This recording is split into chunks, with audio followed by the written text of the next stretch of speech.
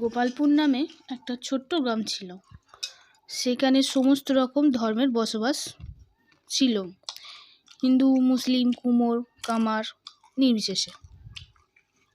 তো সেখানে হিন্দুদের আলাদা মৃতদের দাহ করার জন্য শ্মশান এবং মুসলিমদের মৃতদেহ করবার দেওয়ার জন্য কবরস্থান ছিল।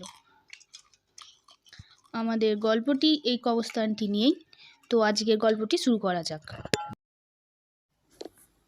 এক মুসলিম পরিবারে নতুন সদস্য আসার অপেক্ষায় ছিল এই দম্পতি। এই পরিবারে ছিল করিম ও তার স্ত্রী নাসিমা বেগম ও তার একটি সন্তান ইকবাল। একদিন নাসিমা বেগমের শারীরিক অসুস্থতার কারণে রহিম বাড়িতে ডাক্তার ডেকে আনে এবং ডাক্তারবাবুও নাসিমাকে দেখতে শুরু করে।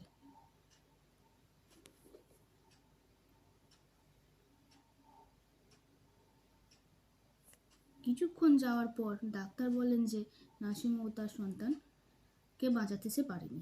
তারপর রহিম ও তার প্রতিবেশীরা নাসিমাকে নিয়ে কান্নায় ভেঙে পড়ে। তার সন্তান ও রহিম প্রতিবেশীরা শক্ত হতে বলে ইকবালের কথা ভেবে। তাদের বাড়ির কিছুটা দূরেই কবরস্থানটি ছিল। এই কবরস্থানটিতেই নাসিমা ও পেটের সন্তানকে কবর দিয়ে দেওয়া হয়। রহিম ও তার ছেলে ইকবালকে নাসিমাকে ছাড়াই জীবন অতিবাহিত করতে থাকে। এইভাবেই 6 মাস কেটে যায়। একদিন অমাবস্যার রাতে ওই কবরস্থানের পাশ দিয়ে এক তান্ত্রিক যাচ্ছিল। সে তখন দেখে যে একটি 6 মাসের ছোট্ট বাচ্চা রাস্তার এদিক থেকে ওদিকে কবরস্থানের দিকে হামাগুড়ি দিয়ে যেতে থাকে।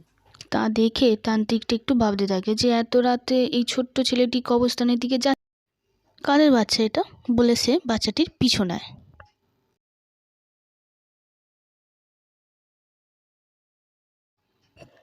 সে দেখে কবরস্থানের ভিতরে এক কঙ্কাল উঠে বসে আছে, আর তার সবচেয়ে আশ্চর্য লাগে যে মহিলাটির সব অংশ কঙ্কালে পরিণত হয়ে গেছে। শুধুমাত্র ডান দিকের স্তনের মাতৃদুগ্ধ পান করাচ্ছে সেই ছোট্ট বাচ্চাটিকে। এরপর তান্ত্রিকটি চলে যায় এবং পরের দিন আবারও সেই গ্রামে এসে খোঁজ নিয়ে রহিমের বাড়ি যায় এবং রহিমকে সমস্ত ঘটনাটি বলে এবং রহিম তা শোনার পর আমি নিজের চোখে তা দেখতে চাই।